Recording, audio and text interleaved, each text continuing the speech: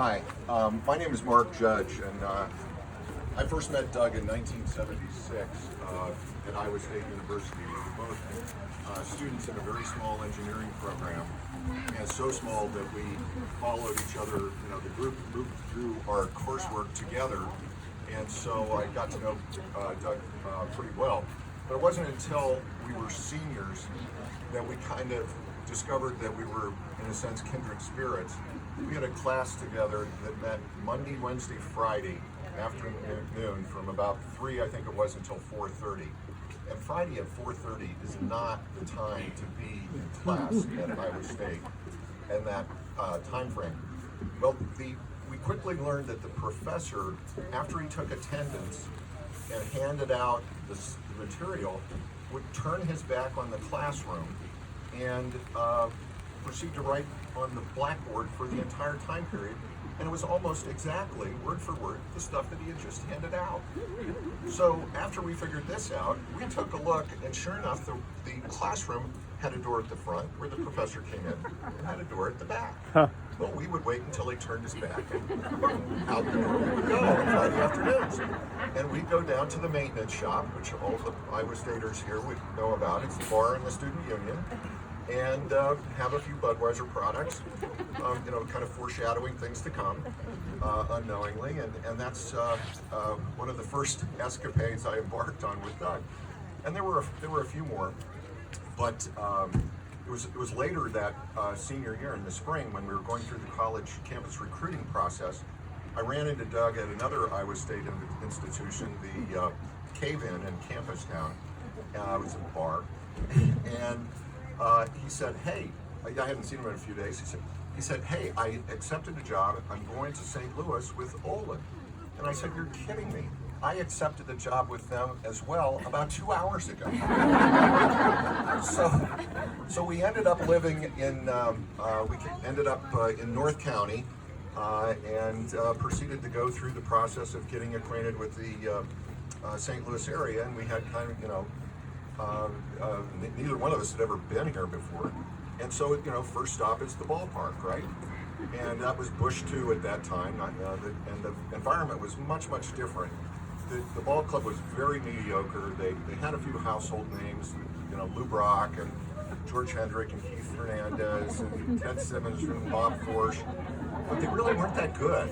I guess it was the other names that were the problem on that team. But anyhow, Doug and I figured out,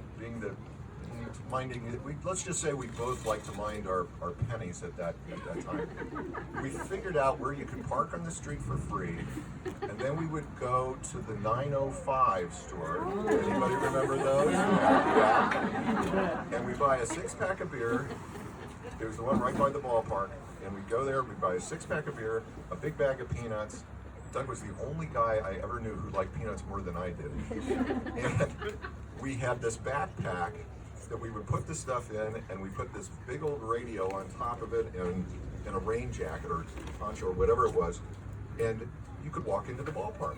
There was no security or anything else.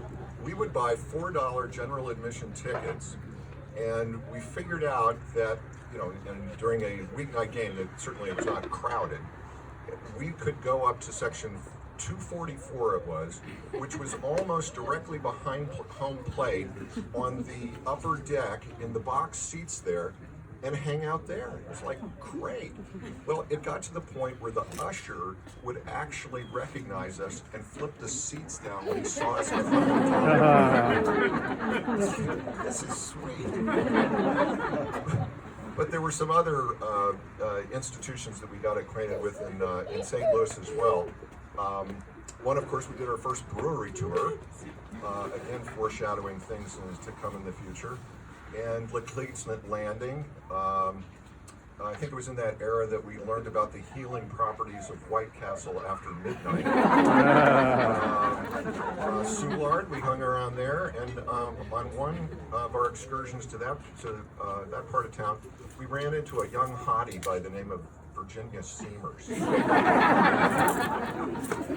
And I think it's safe to say that it might have been my interest and meeting a couple of Ginny's friends that caused Doug and Ginny to give each other a second chance, second look after a not so successful introduction, first introduction.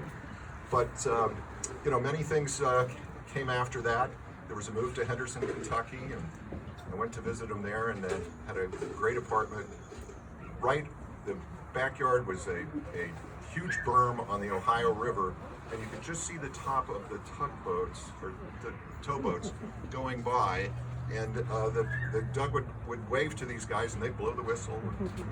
Great. And then it was on to Philadelphia, and then Katie came along, and Erica came along, and it was all the different things that transpired, and they came back to St. Louis, and Doug played so many roles over his life as brother and father, husband, friend, neighbor, co-worker. To all of us knew him in any one of those capacities, and I just wanted to say, I'm going to miss Doug tremendously. He did all of those things so well, and he was funny. He was loyal. He was if well informed. If you were going to get into a debate with him, you better bring some facts to the table. Let's just say that.